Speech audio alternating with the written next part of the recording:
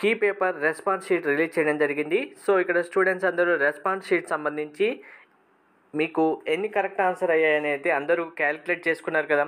ఇక్కడ క్యాలిక్యులేట్ చేసుకున్న తర్వాత చాలామంది స్టూడెంట్స్కి వచ్చిన డౌట్, అలాగే చాలామంది టెన్షన్ పడుతుంది. ఏంటి అంటే మాకు 40 మార్క్స్ బిలో వచ్చాయి, 40 మార్క్స్ కంటే బిలో వస్తే మేము క్వాలిఫై అవుతాం అవ్వా, మరి ఇక్కడ 40 మార్క్స్ కూడా లేవు మాకు, మేము ఏం చేయాలని చాలామంది స్టూడెంట్స్ టెన్షన్ పడుతున్నారు. సో ఎవరు టెన్షన్ పడకండి, మీరు టెన్షన్ పడాల్సిన అవసరం ఏమీ లేదు ప్రస్తుతానికైతే. అది ఎందుకు అనేది కూడా క్లారిటీగా ఎక్స్ప్లెయిన్ చేస్తాను. వీడియో స్కిప్ చేయకుండా చూడండి, లైక్ చేసి తప్పకుండా షేర్ చేయండి, మీకే క్లారిటీ వస్తుంది. ఫస్ట్ మీరు ఎవరైతే మాకు ఇంకా బిలో 40 మార్క్స్ కూడా రాలేదు, బిలో 40 కన్నా ఉన్నామని స్టూడెంట్స్ ఉన్నారో పర్టికులర్గా అందరికీ ఈ వీడియో షేర్ చేయండి. ఎవరు టెన్షన్ పడాల్సిన అవసరం అయితే లేదు.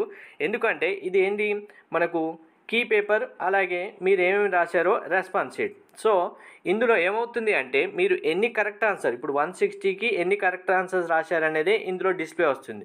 అంటే ఇప్పుడు 160కి మీరు కరెక్ట్ ఆన్సర్స్ ఎన్ని పెట్టారు, సపోజ్ 39 పెట్టారు అనుకుందాం. అంటే 39 అని కాదు, బిలో 40 ఉన్న స్టూడెంట్స్ ఎవరైనా సరే ఇప్పుడు 39 పెట్టారు అనుకుందాం.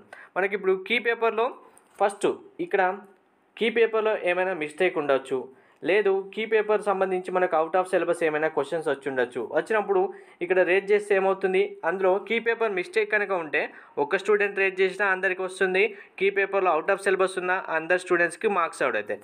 ఫస్ట్ ఇది సెకండరీ, ఈ 2 పాయింట్స్ అనేవి సెకండరీ పాయింట్. మెయిన్ పాయింట్ ఏంటి అంటే ఇప్పుడు మీకు బిలో 40 కన్నా మార్క్స్ వచ్చాయంటే ఇక్కడ మీ కౌంట్ మాత్రమే 40 కన్నా తక్కువ వచ్చాయి, అంతేకాని ఇది ఫైనల్ మార్క్స్ కావు. ఇది ఫైనల్ మార్క్స్ అనుకొని ఎవరు డిసైడ్ అవ్వద్దు.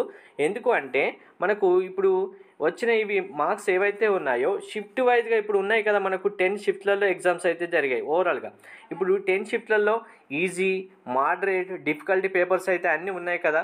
సో మీరు రాసిన ఎగ్జామ్ ఆ రోజు షిఫ్ట్ కనుక మనకు డైరెక్ట్గా మోడరేట్గా ఉన్న, డిఫికల్టీగా ఉన్న ఏమవుతాయి, మీకు ఆల్రెడీ నార్మలైజేషన్ ప్రాసెస్ ఉంటుందని చెప్పాను కదా.